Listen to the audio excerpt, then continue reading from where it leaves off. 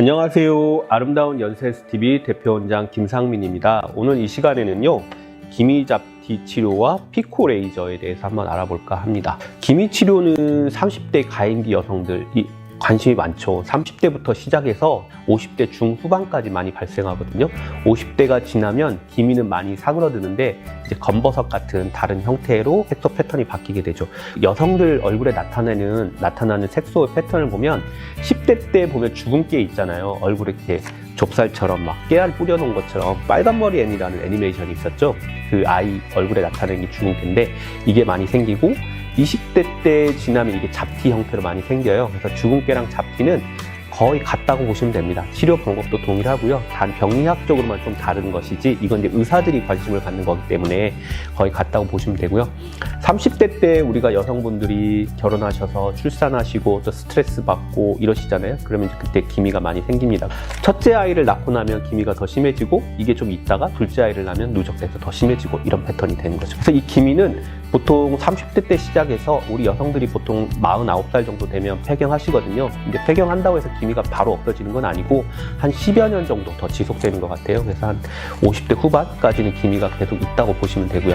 그 다음에 이제 60대가 되면 기미는 많이 사그러드는데 그 이후에는 검버섯 같은 다른 형태의 색소가 나타나게 됩니다. 어머니나 어머니 친구들 보시면 얼굴에 양쪽 광대에 이제 검붉게 기미가 많이 있으셨던 것 같아요. 근데 그 시대에는 제가 어릴 때만 해도 피부과에서 기미 치료를 하고 그런 게 없었어요. 왜냐하면 제가 중고등학교 되어서야 이제 피부과에서 CO2 탄산가스 레이저를 갖다 놓고 점 빼기 시작했거든요. 그러니까 기미 치료를 하지도 않았죠. 근데 최근에는 이제 미용에 얼굴에 관심들이 많아졌고, 그리고 여성분들이 얼굴에 기미가 있으면 많이 스트레스 받아 하시는 것 같아요. 그래서 기미 치료를 많이 하게 되신 것 같고, 이 기미도 되게 형태가 다양해요. 그러니까 양쪽 광대에 코를 거쳐서 나타나는 형태도 있고요.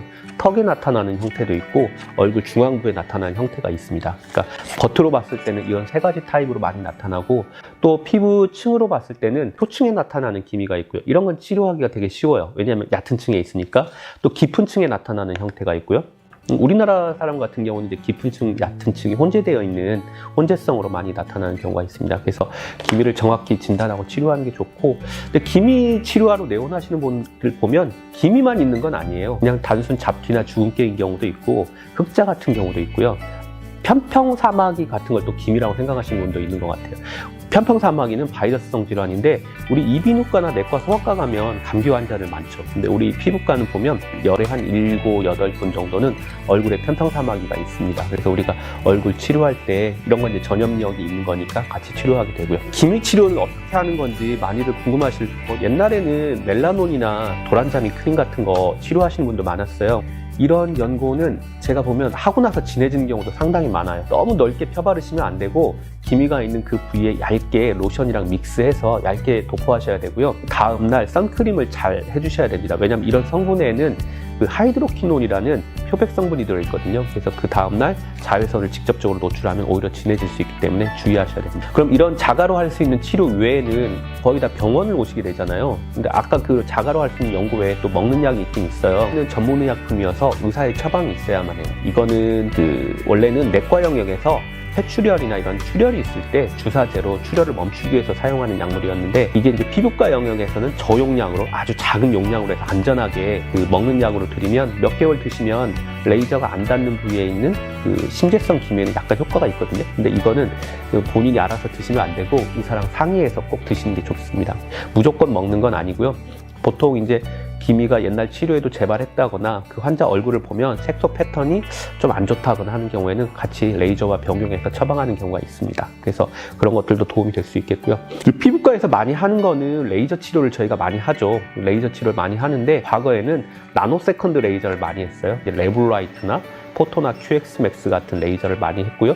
요즘 최근에는 이제 피코 세컨드 레이저로 많이 바뀌어갔어요. 무슨 차이냐면 더 빠르고 더 강하다는 거죠. 그러니까 너무 깊이 하실 필요는 없고, 그러니까 우리 핸드폰도 계속 발전해 오잖아요. 그러니까 옛날에 이렇게 저희 모토로라 이런 폰에서부터 지금 이제 스마트폰까지 왔고, 이걸 다시 접기도 하고 이렇게 발달해 오듯이 레이저도 계속 업그레이드가 되는데요. 요즘은 이제 피코세컨드 레이저를 하는데, 이 레이저는 레이저 조사 시간이 굉장히 나노세컨드 레이저에 비해서 짧아서, 그러니까 주변 조직들에는 데미지는 거의 주지 않으면서, 그러니까 색소 침착이나 과색소 침착이나 저색소 침착은 적으면서 기미를 효과적으로 치료한다는 개념인데요. 이런 레이저도 처음에는 모든 기술이 그렇잖아요. 처음 나올 때는 반신반의하잖아요. 과연 이게 효과가 있을까? 이런 의심도 들고, 처음에는 문신 같은 데 치료할 거라고 생각을 했는데, 이제 의사분들이 기미치료에 응용해 보다 보니까 효과가 좀 좋은 걸 알 수 있었고, 이전에 나노세컨드 레이저로 해결되지 못하던 부분들이 많이 이걸로 해결되었습니다. 요즘도 보면 피코세컨드 레이저에 대해서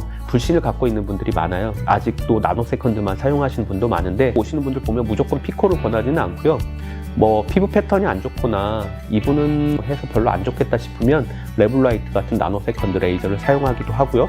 어떤 분은 모공 치료를 같이 원하시거나 하면 피코세컨드 레이저를 권하기도 합니다. 또 피코세컨드 레이저도 종류가 되게 다양하거든요. 피코세컨드 레이저도 보면 피코포나, 인라이튼 같은 거, 뭐 디스커버리, 피코슈어, 피코웨이 같은 좀 고가의 수입산 레이저들도 있고요. 이것도 755 파장이냐, 또 532 파장이냐, 또 1064 파장이냐, 뭐 다양하게 나눠요. 또 루비 파장이냐 해서 다양하게 나누게 되고, 우리나라 레이저들도 굉장히 좋거든요. 잘 만들고, 피코 플러스나 뭐 피코아이, 피코원, 피코 케어 같은 것들도 있는데, 국산은 좀 외산에 비해서 약간 가격은 떨어지는데, 이런 것들도 굉장히 좋습니다. 그래서 근데 환자분들이 피부과 병원을 방문하실 때는 뭐 가끔 환자분들 보면 되게 저렴한 레이저를 고가로 시술받고 있는 경우가 있더라고요. 피부과 병원을 방문하실 때는 레이저에 대해서 어느 정도는 알고 방문하시는 게 좋아요. 왜냐하면 아까도 말했지만 나노세컨드 레이저를 받더라도 레블라이트나 포토나 QX맥스급은 받으시는 게 좋고요. 그 외에 이름 없는 좀 중소기업 레이저를 받으실 수도 있는데, 그게 나쁘다는 게 아니고, 그런 레이저를 받으실 때는 아무래도 그런 레이저는 저렴하거든요. 그러니까 저렴한 비용에 받으셨으면 좋은데, 보통 피부과 병원을 방문하면 실장들은 이제 무조건 최신 기계다, 최고 레이저다 이렇게 설명하시거든요. 근데 예를 들어서 만약에 2022년형 뭐 아반떼 자동차가 있다고 보면 좋은 자동차죠, 물론. 그렇지만 그게 뭐